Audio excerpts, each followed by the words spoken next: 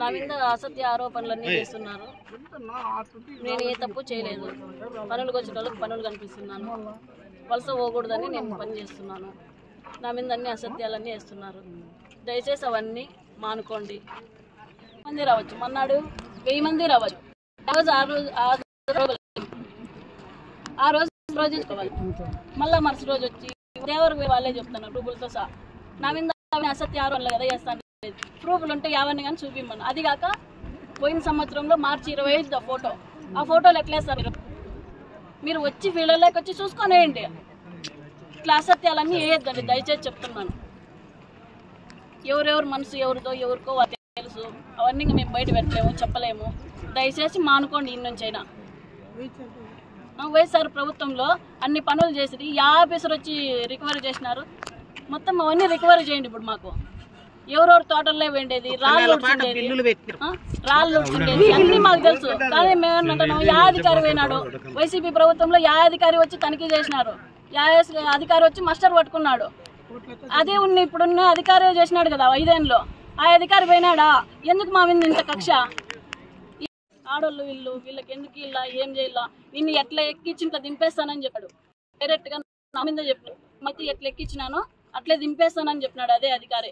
ప్రభుత్వంలో అన్ని పనులు చేసి ఆఫీసర్ వచ్చి రికవరీ చేసినారు. మొత్తం అవన్నీ రికవరీ చేయండి. ఇప్పుడు మాకు ఎవరెవరు తోటల్లో వెండేది, రాళ్ళు ఉడిచిండేది అన్ని మాకు తెలుసు. కానీ మేమేమంటున్నాం, యా అధికారి పోయినాడు. వైసీపీ ప్రభుత్వంలో యా అధికారి వచ్చి తనిఖీ చేసినారు. యా అధికారి వచ్చి మస్టర్ పట్టుకున్నాడు. అదే ఇప్పుడున్న అధికారి చేసినాడు కదా 5 ఏళ్ళలో. ఆ అధికారి పోయినాడా?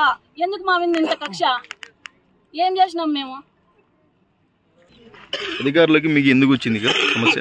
ఎందుకు వచ్చిందో అవన్నీ వాళ్ళకే తెలుసు. యా వర్గం ఎక్కడుందో కూడా మాకు తెలియదు. మేమైతే కష్టపడినా పని చేస్తున్నాము. ప్రజల కోసమే చేస్తున్నాను. నేను ప్రజల కోసమే ఉన్నాను. యా కూలీలకు పొట్టగట్టినైనా నేను నిరూపించమని చెప్పండి. APO Ramarao sir, Ramesh demand ఇప్పించింది. అతనే డిమాండ్ ఇప్పించినారు. వాళ్ళు పనులు పోయినారు. సోమవారం మంగళవారం వచ్చినారు పులుసునాథులలో. కొంతమంది బుధవారం రాలేదు. వాళ్ళు జాతర ఉందని పోయినారు.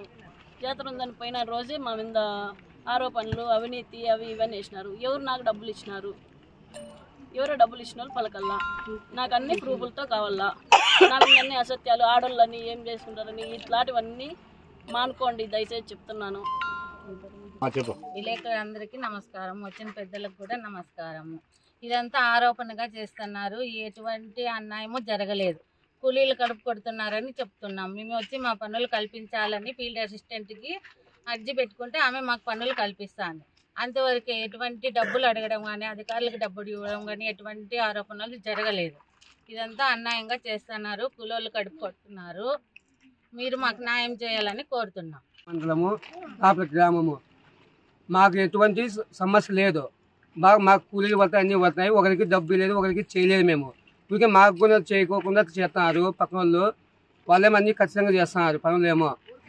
ఊరికే మా మీద కక్ష పెట్టుకొని కూలీలకు కూడా కూలీలకు పనులు లేకుండా చేస్తున్నారు. మన మీద కొడుతున్నా మాకు పనులు పెట్టాలా అట్లా. మాకు బాగా 300 లెక్క బిల్లులు పడుతున్నాయి.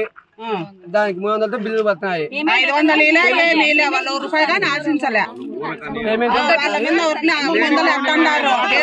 లేదు.